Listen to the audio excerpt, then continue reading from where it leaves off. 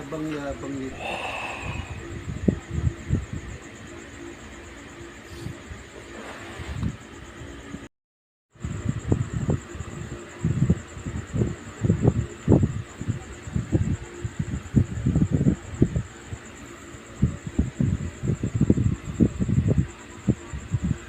Mabuti na lang sinunod ko ang payo na aking mga magulang na ako'y matutulog ng maaga. Hindi sana hindi ganito ang kutis ko. Kutis kainito.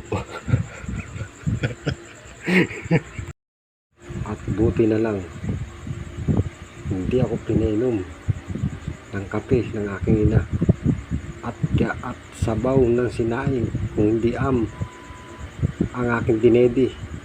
Hindi sana hindi ako ganito kagandang lalaki, parang artista.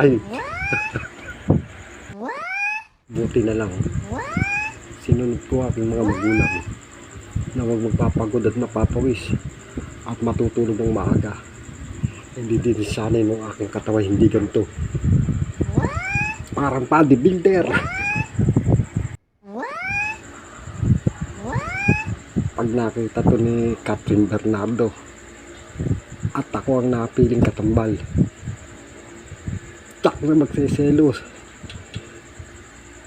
si Daniel Padilla.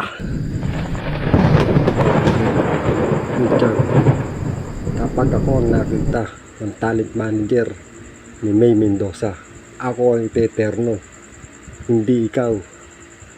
Malamang hindi ka napansinin ni May Mendoza at maiinggit ka't magsiselos dahil ang pinalit sa'yo tumatapo ng gandang lalaki.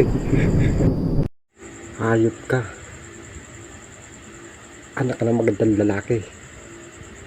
Please lang, huwag kang magkagagala, huwag kang lakad ng lakad at baka siluin ka ng mga babae at hindi ka napakawalan kasi tumatapo ng yung gandang lalaki. Hayop ka, ang gandang lalaki.